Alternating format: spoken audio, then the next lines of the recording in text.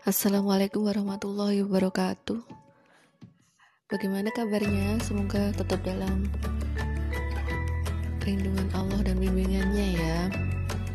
Oke, sehat selalu. Kali ini MSDM pertemuan ke-9 membahas masalah kompensasi. Dalam meningkatkan efisiensi dan produktivitasnya, salah satu upaya yang ditempuh organisasi untuk menciptakan kondisi tersebut adalah dengan memberikan kompensasi yang memuaskan. Sub pokok bahasanya terkait dengan pengertian, tujuan, tantangan, proses, sistem insentif, kompensasi pelengkap. Pengertian di sini ada banyak dari berbagai ahli ya. Saya pakai punyanya Panggabean. Tahun 2002 mengungkapkan kompensasi dapat didefinisikan sebagai setiap bentuk penghargaan yang diberikan kepada karyawan sebagai balas jasa atas kontribusi kinerjanya. Kemudian kompensasi di sini ada berbagai penjelasan juga, kalian bisa baca sendiri. Oke, seperti biasa, nanti kalau ada yang tidak paham atau kurang memahami, selain kalian membaca, selain kalian browsing, kalian juga bisa japri saya. Tujuan kompensasi ada ikatan kerjasama. Ikatan kerjasama akan semakin baik, kepuasan kerja dari karyawan maupun perusahaannya juga semakin meningkat, motivasinya juga semakin tinggi otomatis. Kemudian tantangan-tantangan yang mempengaruhi kebijaksanaan kompensasi. Di tantangan ini saya akan mengambil satu contoh, yaitu kesediaan untuk membayar otomatis. Ini tergantung dari perusahaan itu sendiri, kemudian memasukkan perusahaan itu sendiri, terus menggunakan standar gaji yang berlaku secara umum seperti apa ya. Itu setiap perusahaan beda-beda. Kemudian proses kompensasinya, berikut penjelasannya.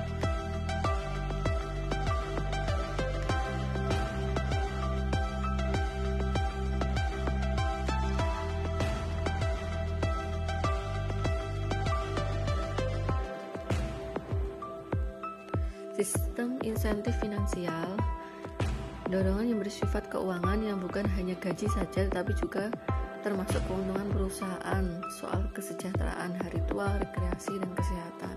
Biasanya ada dalam bentuk asuransi maupun BPJS.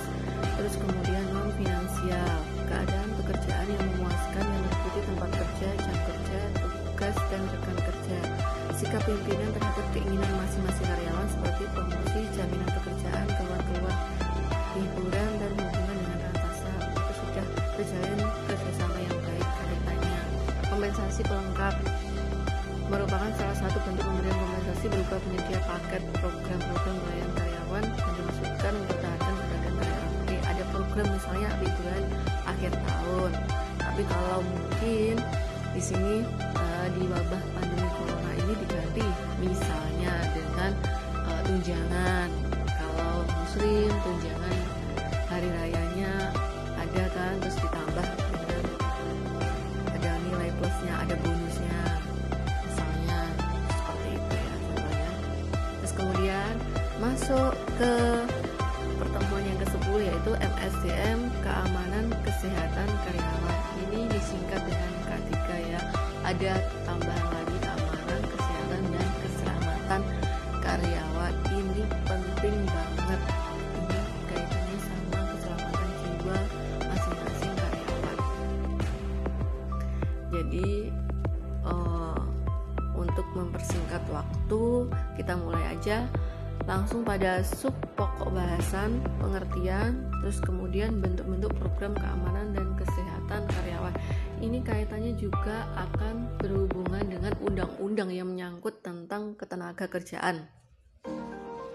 Jadi semuanya sudah diatur dalam undang-undang ya. Kemudian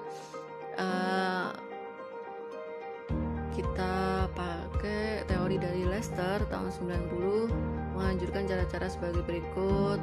Oke, ada beberapa poin. Pihak yang paling menentukan dalam mencegah kecelakaan, jadi kesadaran diri masing-masing ya, bahwa nyawa kita itu hanya satu.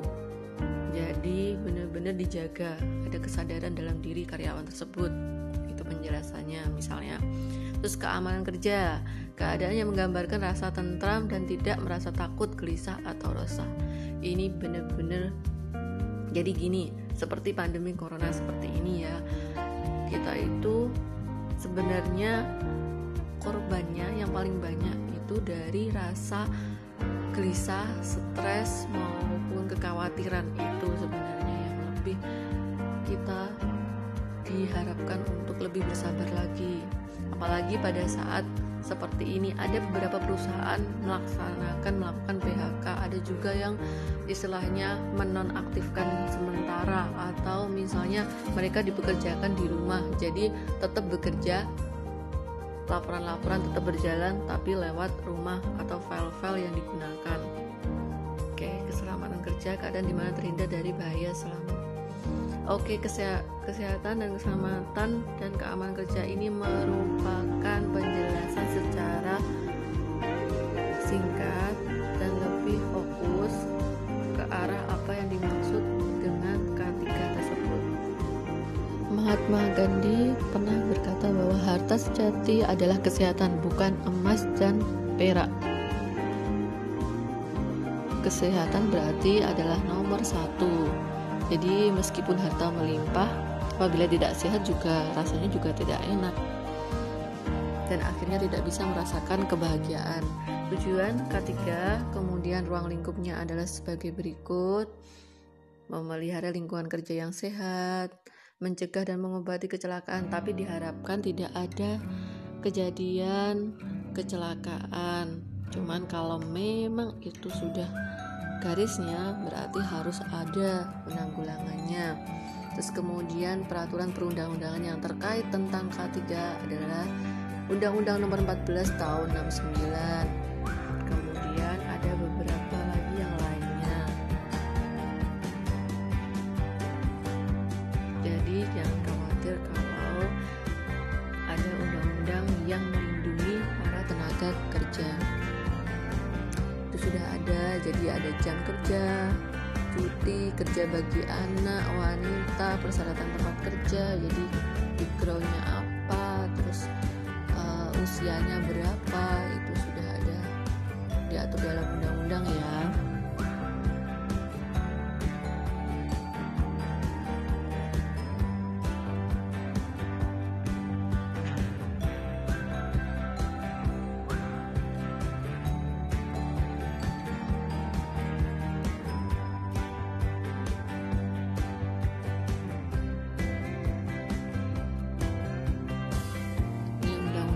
Bisa dibaca yang undang-undang lanjutannya.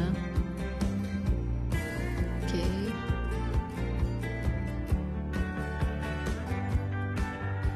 Terus definisi prosedur kerja adalah rangkaian tata cara yang berkaitan satu sama lain sehingga menunjukkan adanya suatu urutan tahap demi tahap, serta jalan yang harus ditempuh dalam rangka melaksanakan suatu bidang pekerjaan. Jadi jangan khawatir bahwa kalau kita kerja di mana pasti ada aturannya, ada tata caranya, ada rangkaian tahapan-tahapannya. Kemudian standar K3-nya ya, yang aman dan tertib, yang harus dipatuhi dengan peraturan-peraturan yang ada. Terus kemudian terdapatnya istilahnya pengawasan dalam pelaksanaannya. Kecelakaan kerja ini merupakan kejadian yang tidak terduga yang diharapkan tidak terjadi ya dalam pelaksanaan pekerjaan itu sendiri. Kemudian faktor timbulnya kecelakaan, faktor lingkungan. Misalnya lagi posisi hujan deras, licin, dan itu ada pekerja-pekerja lapangan ya, itu juga harus lebih berhati-hati. Kemudian faktor manusia, kelalaian manusia, misalnya itu memakai kompor, terus gasnya juga, cara pemasangannya juga harus hati-hati. Terus kemudian kita lanjut pada kerugian akibat kecelakaan, memerlukan biaya yang besar otomatis. Jadi sebesar apa kecelakaannya, kemudian biayanya berapa, itu nanti juga ada sendiri dalam setiap perusahaan, itu ketentuannya. Terus kemudian pihak yang bertanggung jawab terhadap K3 tidak hanya bagian dari manajer ini saja atau instruktur pengawasnya, tapi juga pihak yang bertanggung jawab di sini secara keseluruhan adalah termasuk juga pimpinan.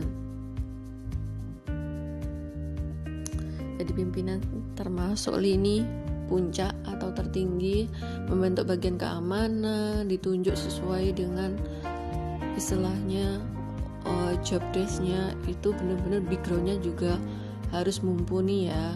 Jadi tidak asal memilih tenaga di bagian keamanan gitu, pasti ada kualifikasi khusus. Bagian keamanan juga memiliki kewajiban untuk memberikan petunjuk dan pengarahan ke jalan yang aman. Jadi benar-benar operasionalnya sangat aman. Instruktur juga gitu. Jadi membekali karyawan dengan pengetahuan mengenai K3 ini benar-benar harus lebih diperhatikan bagi karyawan ya. Bagaimana instruksi dari instrukturnya. Pembangunan pabrik dan operasi yang bersifat aman, setiap usaha keselamatan kerja memerlukan perhatian aspek teknis yang seksama. Terus karyawan juga harus gitu menaati peraturan dan instruksi keamanan dari perusahaan. Jadi tidak lalai mereka dalam melaksanakan kegiatan atau aktivitas kerja. Oke, terima kasih. Di sini sudah ada 2 bab yang dibahas, yaitu bab 9 tentang kompensasi dan K3 di pertemuan 10. Tetap jaga kesehatan ya. Wassalamualaikum.